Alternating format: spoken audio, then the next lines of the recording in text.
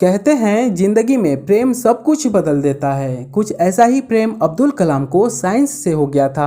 भारत के missile man से जिन्हें पूरी दुनिया जानती है और एक ऐसा शख्स जिसके विचार युवा पीढ़ी के लिए अमृत जैसा कारगर सिद्ध होता है, उस युवा वर्ग को जो अपने लक्ष्य को प्राप्त करने के लिए काम कर रहे हैं। गरीबी से ऊपर उठकर अपने लक्ष्य को कैसे प्राप्त करना है, अब्दुल कलाम को पढ़कर अच्छे से पता चल जाता है। दोस्तों, आई होप आपने चैनल को सब्सक्राइब कर लिया होगा। अगर नहीं किया है तो इमीडिएटली कर लें और उसके साथ साथ बेल आइकन को भी प्रेस कर लें ताकि आपको हमारी हर नई वीडियो का नोटिफिकेशन सबसे पहले मिल सके। अब्दुल कलाम का जन्म एक गरीब मुस्लिम परिवार में 15 अक्टूबर 1931 में तमिलनाडु के रामेश्वरम के धनुषकोडी गांव में हुआ था। अब्दुल कलाम के पिता एक नाविक थे जो मछुआरों को अपनी नाव किराया पर देते थे।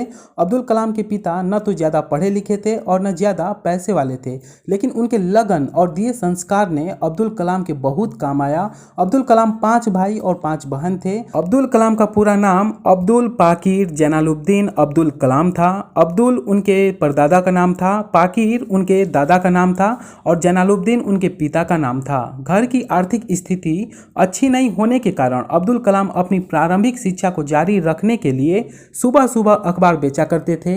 अखबार इसलिए बेचा करते थे ताकि उनका खर्चा चल सके और साथ में अब्दुल कलाम पूरे अखबार को पढ़ भी लेते थे।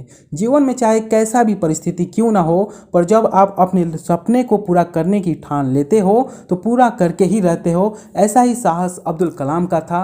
अब्दुल कलाम जब 5वीं कक्षा में थे तो उनके शिक्षक सुब्रमण्यम अय्यर उन्हें पक्षी के उड़ने के तरीके की शिक्षा दे रहे थे, लेकिन छात्रों को समझ नहीं आया। तब शिक्षक ने सारे बच्चों को स्कूल से कुछ दूरी पर समुद्र के किनारे ले गए और वहीं उड़ते हुए पक्षियों को दिखाकर अच्छे से समझाया। अब्दुल कलाम के अंदर विमान विज्ञान के क्षेत्र में जाने की इच्छा यहीं से जागृत हुआ था। अब्दुल कलाम का बचपन बहुत कठिनाइयों से भरा था, लेकिन अब्दुल कलाम अपने असुविधा पर ध्यान नहीं देते थे। उन्होंने अपने रियल प्रॉब्लम पर ध्यान दिया और उस प्रॉब्लम से बाहर कैसे आना है उस पर ध्यान देते थे। 8 साल की उम्र से ही अब्दुल कलाम सुबह 4 बजे उठते थे और नहाकर गणित की पढ़ाई करने चले जाते थे। सुबह नहाकर जाने के पीछे कारण यह था कि उनके गणित के टीचर प्रत्येक साल 5 बच्चों को फ्री में पढ़ाते थे, उन बच्चों को जो सुबह में नहाकर आते थे। ट्यूशन आने के बाद नमाज पढ़ते, उसके बाद रामेश्वरम रेलवे स्टेशन और बस अड्डे पर न्यूज़पेपर बांटते थे। अब्दुल कलाम ने अपनी हाई स्कूल रामनाथपुरम के हायर सेकेंडरी स्कूल से कंप्लीट किया। अब्दुल कलाम अपनी आसपास होने वाली घटनाओं को ऑब्जर्व करते थे, जिससे उनकी इमेजिनेशन पावर डेवलप होता था। हाई स्कूल कंप्लीट करने के बाद जैसे तैसे इंटर कंप्लीट किया और फिर अब्दुल कलाम ने आगे एरोनॉटिकल इंजीनियरिंग करने की सोची। इसके लिए 1950 में उन्होंने MIT Madras institute of technology में एडमिशन लिया। MIT में एडमिशन के लिए अब्दुल कलाम की बहन ने अपने गहने तक बेच दिया और अब्दुल कलाम MIT से अच्छे नंबरों से पास तो किया। MIT से पास होने के बाद भी अब्दुल कलाम की स्ट्रगल लाइफ खत्म नहीं हुआ। अब्दुल कलाम ने डिफेंस और एयरफोर्स में अप्लाई किया था। एयरफोर्स में इंटरव्यू देने भी गए, लेकिन असफल रहे। इस असफलता पर नर्वस भी थे। वापस आते वक्त अब्दुल कलाम ऋषिकेश रुके और वहीं पर उनकी मुलाकात स्वामी शिवानंद से हुआ। स्वामी शिवानंद को अब्दुल कलाम ने अपनी सारी परेशानियां बताईं। शिवानंद ने गीता का एक श्लोक से समझाया, मनुष्य अपने भाग्य का निर्माता स्वयं होता है, जो इंसान जैसा सोचता है वह वैसा बन जाता है। और फिर स्वामी शिवानंद ने अब्दुल कलाम को एक भगवत गीता भी दिया था। अब्दुल कलाम कुरान और भगवत गीता दोनों का अध्ययन करते थे और आगे भगवत गीता उनके बहुत काम भी आया। एयरफोर्स में असफलता के बाद कलाम दिल्ली आए और डिफेंस की इंटरव्यू दिया और यहीं से अब्दुल कलाम का असली सफ़र स्टार्ट होता है। दिल्ली में मिनिस्ट्री ऑफ डिफेंस में नौकरी की, फिर defence research and development organisation DRDO में प्रमोट हुए और डॉक्टर विक्रम साराभाई की टीम में सेलेक्ट हो गए। अब्दुल कलाम की काबिलियत को देखते हुए उन्हें 6 महीने की ट्रेनिंग के लिए नासा भेजा गया। नासा के साइंटिस्ट अब्दुल कलाम के कामों से बहुत प्रभावित हुए। अब्दुल कलाम की ट्रेनिंग पूरा होने ही वाला था, तभी नासा ने उन्हें एक बहुत बड़ा ऑफर पेश किया और कहा, तुम नासा के लिए काम करो, तुम्हें पूरी सुविधा दी जाएगी, तुम्हें अमेरिकन सिटीजनशिप स्कॉलरशिप मिल जाएगी। अब्दुल कलाम ने अपनी एक किताब में इस बात का उल्लेख किया था कि इस ऑफर को लेकर अब्दुल कलाम को चुनाव करना बहुत मुश्किल हो गया था। थोड़ी देर के लिए उनका झुकाव हो भी गया था कि इस ऑफर को एक्सेप्ट करते तो सभी सुविधाएं मिलती जो भारत में उन्हें नहीं मिलती, लेकिन अब्दुल कलाम ने अपनी आदर्शों को कभी नहीं छोड़ा और ट्रेनिंग कंप्लीट होते ही भारत वापस आ गए और अपने काम में फोकस्ड हो गए। कलाम की ट्रेनिंग से पहले और भी साइंटिस्ट नासा से ट्रेनिंग ले चुके थे, लेकिन भारत में संसाधनों की कमी के बावजूद अब्दुल कलाम और उनकी टीम ने 1963 में पहला साउंडिंग रॉकेट को लॉन्च किया। अब्दुल कलाम की इसी बीच शादी के लिए रिश्ते भी आने लगे और शादी फिक्स भी हो गई। रिंग सेरेमनी का डेट फिक्स हो गया, लेकिन अब्दुल कलाम अपने काम में इतना व्यस्त हो चुके थे कि रिंग सेरेमनी का दिन भूल गए और नहीं जा पाए और शादी टूट गई। इधर लगातार कड़ी मेहनत और इनके काम करने के तरीकों को देखते हुए 1969 में अब्दुल कलाम को इसरो की डायरेक्टर की कमान दी गई और इसके बाद कलाम और उनकी टीम PSLV-3 के निर्माण में लग गए। PSLV-3 एक व्हीकल होती है जो सैटेलाइट को अंतरिक्ष में भेजता है और 1982 में रोहिणी से सैटेलाइट को अंतरिक्ष में भेजने में सफल रहे और रोहिणी सैटेलाइट के सफल होते ही भारत अंतर्राष्ट्रीय अंतरिक्ष क्लब का हिस्सा बन गया। अब एक के बाद एक सफलता मिलती गई। अब्दुल कलाम 1969 से 1989 तक बिना छुट्टी लिए लगातार अपने काम पर ही फोकस्ड करते रह गए। SLV-3 की सफलता के बाद अब्दुल कलाम की चर्चाएं जोरों शोर से होने लगी। अब्दुल कलाम की मेहनत और लगन रंग ला चुका था और इसी के उपलक्ष्य में 1981 में अब्दुल कलाम को पद्म भूषण से सम्मानित किया गया और अगले साल ही यानी कि 1982 में DRDO डिफेंस एंड ऑर्गेनाइजेशन का डायरेक्टर बना दिया गया। अब्दुल कलाम इमेजिनेशन की पावर को समझते थे। वो आगे गाइडेड मिसाइल, इंटीग्रेटेड मिसाइल के बारे में सोचना शुरू किए। एक ऐसा मिसाइल जो एक साथ छोड़ने पर निश्चित की गई टारगेट पर वार करे, कब करना है, कैसे करना है, ऐसे मिसाइल जिसको कंट्रोल किया जा सके और फाइनली गाइडेड मिसाइल बनाने में सफल रहे।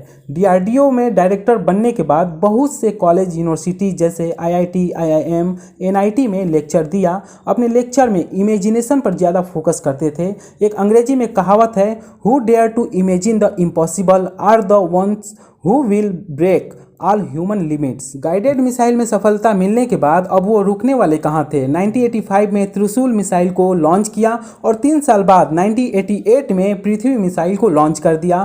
त्रिशूल पृथ्वी मिसाइल की सफलता के बाद अब्दुल कलाम को मिसाइल मैन के नाम से जाना गया और आगे अग्नि मिसाइल पर काम करना शुरू किया, लेकिन अग्नि मिसाइल बनाने में बहुत प्रयास करने के बावजूद असफलता हाथ मिली थी।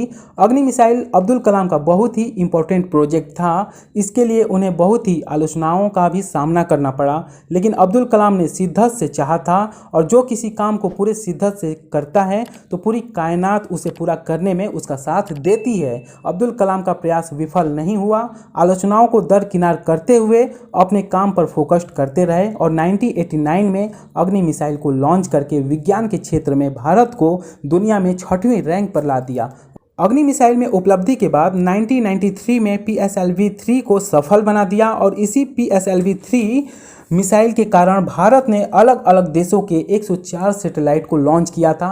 अब्दुल कलाम यही नहीं रुके। अब्दुल कलाम को उस समय भारत की रक्षा को लेकर बहुत ही चिंता हो रही थी, क्योंकि पड़ोसी देश आए दिन भारत को धमकियां देती रहती थीं। तब अब्दुल कलाम ने न्यूक्लियर पावर पर काम करना शुरू किया। न्यूक्लियर पावर पर काम करने के लिए अब्दुल कलाम की टीम तैयार हो गई और इसकी भनक किसी को भी नहीं लगने दी। यहाँ तक कि आसपास के कुछ गाँव थे, उन्हें भी इस बात का पता नहीं चलने दिया और अमेरिकी सैटेलाइट से बचने के लिए अब्दुल कलाम की टीम सेना के ड्रेस में रहते और अमेरिकी सैटेलाइट एक के आने और दूसरे के जाने के बीच 30 मिनट का समय मिलता इनकी टीम को काम करने के लिए। इसी बीच अपना काम शुरू करते और ठीक 30 मिनट से पहले काम को निपटा देते, फिर अगले दिन ऐसा ही करते और 1992 से 1997 तक लगातार काम करते रहे और फाइनली एक साल बाद 1998 में भारत ने ऑपरेशन शक्ति के नाम से परमाणु परीक्षण कर दिया। उस समय केवल 5 देश थे जिनके पास परमाणु हथियार था, फ्रांस, USA, रूस, यूनाइटेड किंगडम और चाइना। भारत ने यहां अपनी ताकत दिखाई और भारत न्यूक्लियर पावर की सूची में शामिल हो गया। इस उपलब्धि के कारण अब्दुल कलाम को 1997 में भारत रत्न से सम्मानित किया गया। अब्दुल कलाम एक सच्चे देशभक्त थे। उनके प्रयास से भारत न्यूक्लियर पावर की सूची में आ गया। सन 2002 में भारतीय जनता पार्टी और कांग्रेस के समर्थन से और 90% बहुमत से अब्दुल कलाम को 11वें राष्ट्रपति के लिए चुना गया। उन्होंने खुले दिल से देश की सेवा की, 41 साल तक देश की सेवा करते रहे और 1999 में वो रिटायर हुए। अपने कार्यकाल के अंत में वे अपने काम से संतुष्ट नहीं थे, इसलिए वो दूसरी बार राष्ट्रपति बनना चाहते थे, लेकिन बाद में अपना नाम वापस ले लिया। राष्ट्रपति कार्यालय छोड़ने के बाद अब्दुल कलाम अपने पुराने जुनून की ओर वापस आए। अपने टीचिंग प्रोफेशन को कंटिन्यू रखने के लिए अब्दुल कलाम तमिलनाडु वापस आ जाते हैं और अन्नामलाई यूनिवर्सिटी में पढ़ाने लग जाते हैं। अब्दुल कलाम का सपना था कि भारत फिर से विश्व गुरु बने और उन्होंने भारत को विज्ञान के क्षेत्र में 2020 तक विकसित राष्ट्र के रूप में उभरने की बात कही थी। अब्दुल कलाम की एक और खास बात थी, मुस्लिम होते हुए भी वे वेजिटेरियन थे, क्योंकि जानवरों के प्रति उनका विशेष लगाव था। 70 साल की उम्र में youth icon of the year का अवार्ड भी मिला उन्हें। दोस्तों, आई होप आपने चैनल को सब्सक्राइब कर लिया होगा। अगर नहीं किया है तो इमीडिएटली कर लें और उसके साथ साथ बेल आइकन को भी प्रेस कर लें ताकि आपको हमारी हर नई वीडियो का नोटिफिकेशन सबसे पहले मिल सके। अब्दुल कलाम की बुक्स कोरिया में आज भी सबसे ज़्यादा बिकती हैं। अब्दुल कलाम ने अपने विचार को इन 4 किताबों में समाहित किया है, जिसे हर एक युवा वर्ग को जरूर पढ़ना चाहिए। India 2020, ignited mind, a vision for the new millennium और माई जर्नी। अब्दुल कलाम को 40 से अधिक यूनिवर्सिटी से डायरेक्टर की उपाधि से सम्मानित किया गया था। अब्दुल कलाम 27 जुलाई 2015 को IIM भारतीय प्रबंधन संस्थान शिलांग में ग्रहों पर जीवन के बारे में लेक्चर दे रहे थे। तभी अचानक दिल का दौरा आने से स्टेज पर ही गिर गए। हॉस्पिटल में भर्ती किया गया उन्हें, लेकिन कौन जानता था कि अब्दुल कलाम का यह अंतिम लेक्चर था। और 30 जुलाई 2015 को पूरे सम्मान के साथ रामेश्वरम के करम्बू ग्राउंड में दफना दिया गया। अब्दुल कलाम के विचार आज भी जिंदा हैं और जब तक जीवन रहेगा तब तक युवा पीढ़ी उनके विचारों से अपने और अपने देश की तरक्की में योगदान देता रहेगा। तो ये था फ्रेंड्स भारत के महान scientist doctor APJ Abdul Kalam के बारे में। तो अगर वीडियो में बताई गई जानकारी अच्छा लगे तो इसे ज़्यादा से ज़्यादा शेयर करें और हमारे इस प्रयास का हिस्सा बने। और साथ में अगर आप चैनल पर नए हैं तो चैनल को सब्सक्राइब कर लीजिए। मिलते हैं आप एक अगले वीडियो में, तब तक के लिए धन्यवाद।